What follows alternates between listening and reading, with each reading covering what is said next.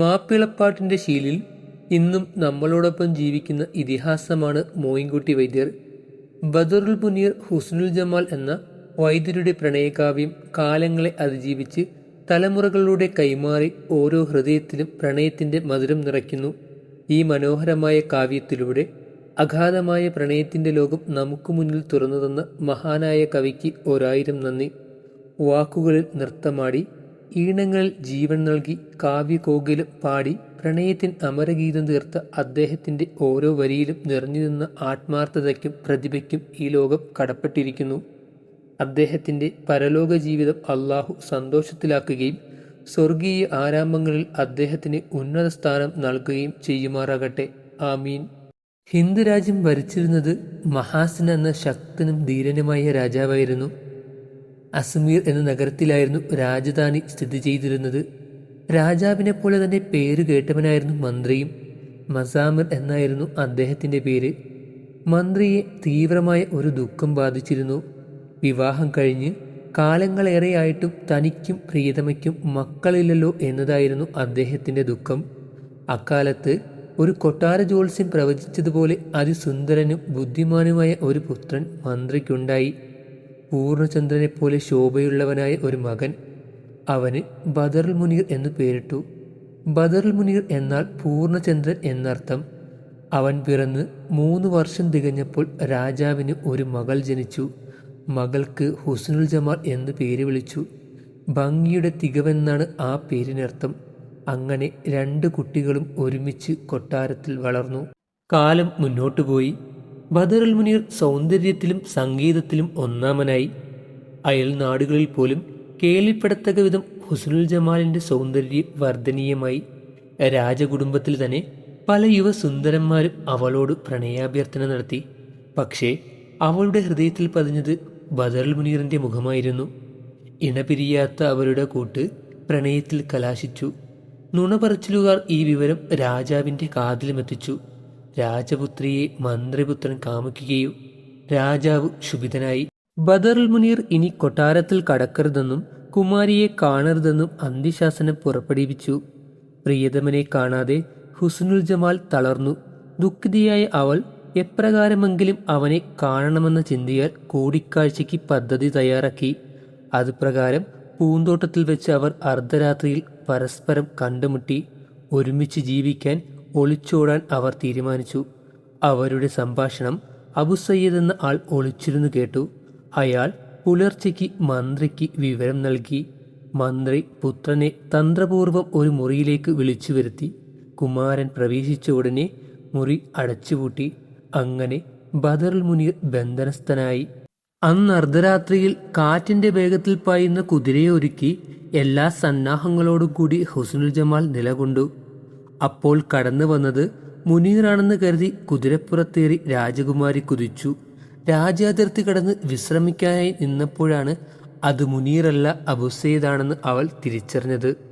അവൾ ഞെട്ടി ബോധമറ്റു.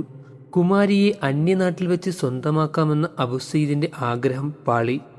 ബോധം വീണ്ടു കിട്ടിയ രാജകുമാരി രോഷാകുലിയായി. അബു സയ്യിദ് താന്നുകേന്ന് ഹുസ്നുൽ ജമാലിനോട് പറഞ്ഞു, കുമാരി, മന്ത്രികുമാരനെ മുറിയിൽ പൂട്ടിയിട്ടിരിക്കുകയാണ്. ആ വിവരം അറിയിക്കാനാണ് ഞാൻ എത്തിയത്. പക്ഷേ കുമാരി എന്നെ തെറ്റിദ്ധരിച്ചു. ഹുസ്നുൽ ജമാൽ ചിന്താവിഷ്ടയായി. ബദറുൽ മുനീറിനെ ഓർത്ത് അബു സയ്യിദ് പറഞ്ഞ കാര്യങ്ങൾ കേട്ട്, കുമാരനെ എങ്ങനെയെങ്കിലും രക്ഷിക്കണം കുമാരി. എല്ലാം കേട്ട് ആകെ വിഷമത്തിലാണ് ഹുസ്നുൽ ജമാൽ. എന്തായാലും ഈ പ്രതിസന്ധി തരണം ചെയ്യണം. എങ്ങനെയെങ്കിലും ബദറുൽ മുനീറിനെ കൊട്ടാരത്തിൽ നിന്ന് രക്ഷിക്കണം. അവർ എത്തിച്ചേർന്നത് ബഹജർ രാജാവിൻ്റെ പ്രദേശത്തായിരുന്നു. അവർക്ക് വേണ്ട ഭക്ഷണവും മറ്റ് ആവശ്യ സാധനങ്ങളും സംഘടിപ്പിക്കാൻ രാജകുമാരിയുടെ ആവശ്യപ്രകാരം പട്ടണത്തിലേക്ക് പോയ അബു സയ്യിദ് അവിടെ ഒരു ആൾക്കൂട്ടം കണ്ടു. അവർ മുത്ത് പരിശോധിക്കുകയായിരുന്നു. ബഹജർ രാജാവിൻ്റെ ആജ്ഞപ്രകാരമായിരുന്നു അത്. മുത്ത് കൃത്യമായി പരിശോധിക്കുന്ന വ്യക്തിക്ക് തക്കതായ പ്രതിഫലവും രാജാവ് പ്രഖ്യാപിച്ചു. തൻ്റെ ഭാര്യ മുത്തു പരിശോധിക്കുന്നതിൽ മിടുക്കിയാണെന്ന് സമർത്ഥിച്ച അബു സയ്യിദ് മുത്തുമായി തിരിച്ചെത്തി കുമാരിയുടെ കാര്യങ്ങൾ ഉണർത്തിച്ചു. മുത്തു കളങ്കമുള്ളതാണെന്ന് ഹുസ്നുൽ ജമാൽ വിലയിരുത്തി. ശ്യാം രാജാവ് ബഹജർ രാജാവുമായി പന്തയം വെച്ചതായിരുന്നു അത്. ബഹജർ രാജാവ് മുത്ത് പൊട്ടയാണെന്ന് ശ്യാം രാജാവിനെ അറിയിച്ചു. പറഞ്ഞയാളുടെ സാന്നിധ്യത്തിൽ മുത്ത് പൊളിക്കാൻ നിശ്ചയിച്ചു. ഹുസ്നുൽ ജമാൽ പറഞ്ഞതായിരുന്നു ശരി.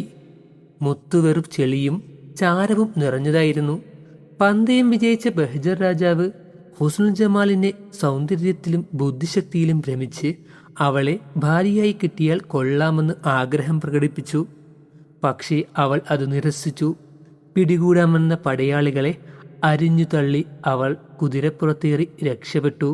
ബഹജർ രാജാതിർത്തി പിന്നിട്ട് ക്ഷീണത്താൽ സമീപം കണ്ട അരുവിയിൽ അവൾ കുളിക്കാനിറങ്ങി. ഈ കാഴ്ച കണ്ട മുസ്താഖ് എന്ന ജിന്ന് അവളുടെ സൗന്ദര്യത്തിൽ ആകൃഷ്ടനായി. മുസ്താഖിനെ കണ്ട് പേടിച്ച ഹുസ്നുൽ ജമാൽ ധൈര്യം സംഭരിച്ച് മുസ്താഖിന് നേരെ രോക്ഷത്തോടെ ചെന്നു. എതിരിടാനെത്തിയ കുമാരിയെ ഉഗ്രശബ്ദത്താൽ ബോധം കെടുത്തി മുസ്താഖ് തൻ്റെ തേരിലേറ്റി 4-ാം കടലിലെ മാളികയിലേക്ക് കൊണ്ടുപോയി. അതിനു സമീപം കമനീയമായ ഒരു മാളിക പണിത് അവളെ അവിടെ പാർപ്പിച്ചു. മുസ്താഖ് ഹുസ്നുൽ ജമാലിനോട് വിവാഹാഭ്യർത്ഥന നടത്തി. പക്ഷേ അവളത് നിരസിച്ചു. അവളുടെ മനസ്സിൽ ബദറുൽ മുനീർ മാത്രമായിരുന്നു. മുസ്താഖ് വിവാഹാഭ്യർത്ഥന വീണ്ടും തുടർന്നുകൊണ്ടിരുന്നു.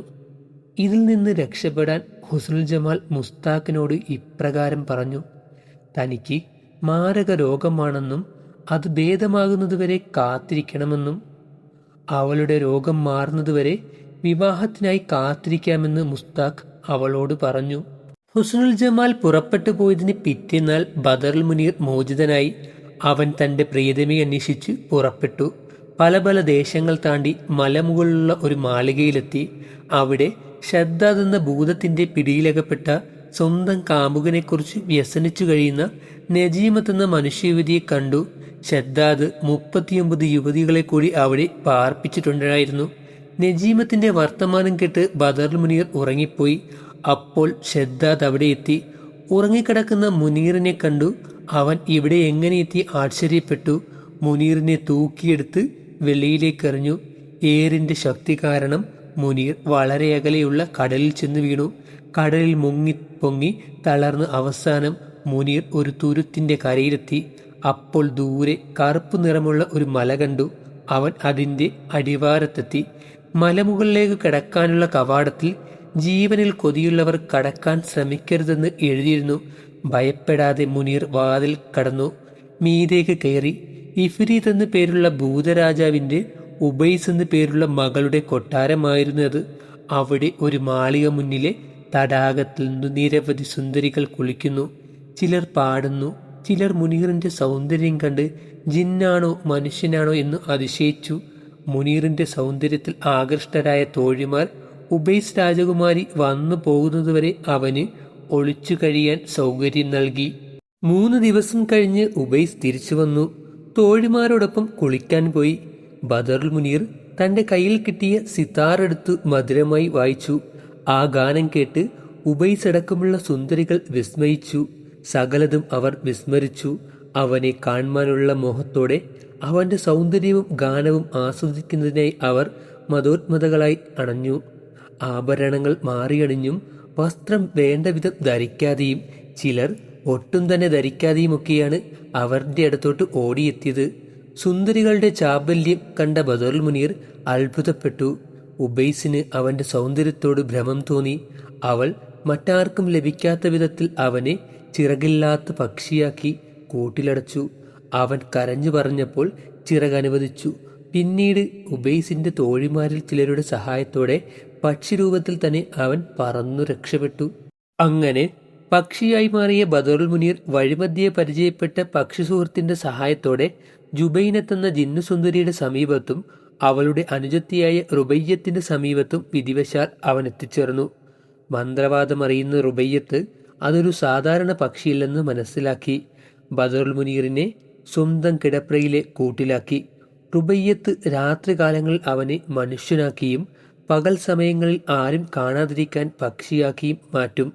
റുബയ്യത്ത് ജിന്നുകളുടെ സർവ്വസൈനാധിപനായ അബ്ബാസിൻ്റെ മകളാണ്. ജുബൈനത്താണ് സഹോദരി. 28 സഹോദരന്മാരുണ്ട് അവർക്ക്. റുബയ്യത്തിൻ്റെ കൊട്ടാരം ചെമ്പ് കൊണ്ട് നിർമ്മിച്ച നിലത്താണ് നിൽക്കുന്നത്. കൊട്ടാരത്തിനു ചുറ്റും ചില്ലുമല, അതിനു ചുറ്റും വലിയൊരു കിടങ്ങ്, കിടങ്ങിൽ ആളിക്കത്തുന്ന അഗ്നി. ഈ കിടങ്ങിനെ ചുറ്റിയുള്ള 7 വലിയ മലകൾ. അവ ചെമ്പിനാൽ നിർമ്മിതം. ഈ മലകളുടെ ഇടയ്ക്ക് കടലും കടലിൻ്റെ അടിഭാഗവും ചെമ്പ്. 4 ലക്ഷം ഭൂതങ്ങൾ ഓരോ മലയിലും കാവൽ. അബ്ബാസാണ് ഇവരുടെ നായകൻ. നേരത്തെ പറഞ്ഞ ഉബൈസ് റുബയ്യത്തിൻ്റെ ഒരു സഹോദരൻ്റെ ഭാര്യയാണ്. ഉബൈസ് പല പുരുഷന്മാരുടെയും കോലം മാറ്റിയിട്ടുണ്ട്. റുബയ്യത്ത് മുനീറിനെ സ്നേഹിച്ചെങ്കിലും അവളെ സ്നേഹിക്കാൻ അവൻ തയ്യാറായില്ല. അവൻ്റെ സ്നേഹം പിടിച്ചുപറ്റാനായി നിവർത്തിയില്ലാതെ അവൾ ആ കഠിനമായ കോട്ടയിൽ നിന്ന് രക്ഷപ്പെടാനുള്ള വഴി അവന് പറഞ്ഞുകൊടുത്തു. കൊട്ടാരത്തിൻ്റെ മുന്നിലുള്ള സവിശേഷമായ സർഹന്ത് മരം. അതിൻ്റെ ഇലയാലുണ്ടാക്കിയ തൊപ്പി ധരിച്ചാൽ ആർക്കും പറക്കാം. ഒരു കായ തിന്നാൽ ബലം ഇരട്ടിക്കും. തോൽ കഷ്ണം വായിലിട്ടാൽ ആൾ അദൃശ്യനാകും. പൂവിൽ വെള്ളമെടുത്ത് ഒരാളുടെ ദേഹത്ത് തളിച്ചാൽ അയാൾ ഉറങ്ങിപ്പോകും. ഇലച്ചാറ് പുരട്ടിയാൽ പൊള്ളലോ വേദനയോ ഉണ്ടാകില്ല. പൂവ് കൊണ്ട് തലോടിയാൽ ഉറക്കമുണരും. സർഹന്തിൻ്റെ തണ്ടുകൊണ്ടടിച്ചാൽ എന്തും തവിട് പൊടിയാകും.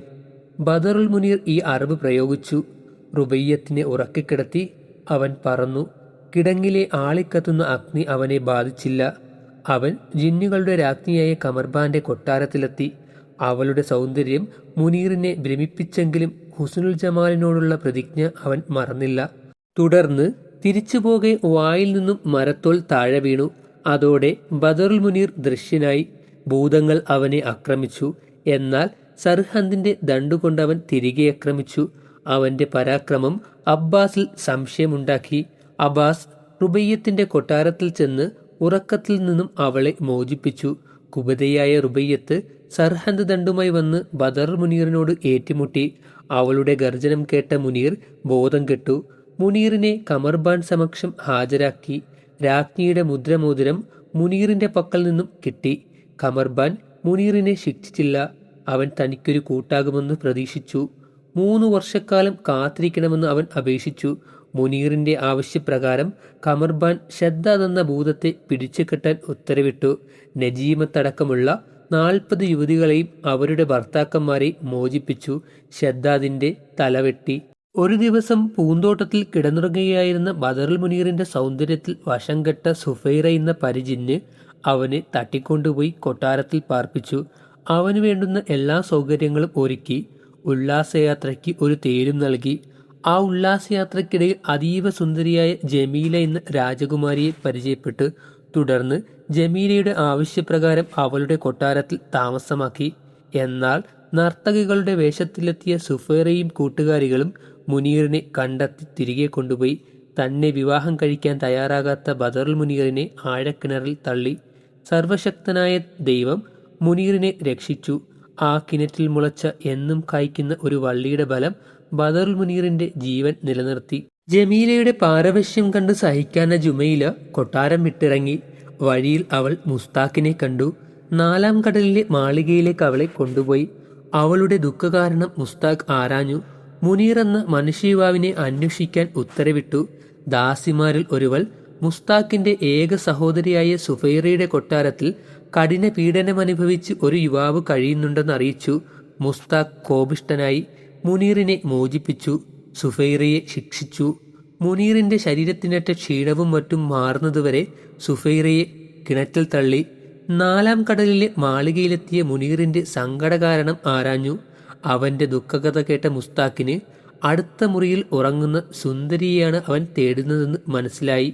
മുസ്താഖും ജുമൈലയും ചേർന്ന് വിസ്മയം സൃഷ്ടിക്കാനായി കമിതാക്കളെ അടുത്തടുത്ത് ക്ഷയിപ്പിച്ചു.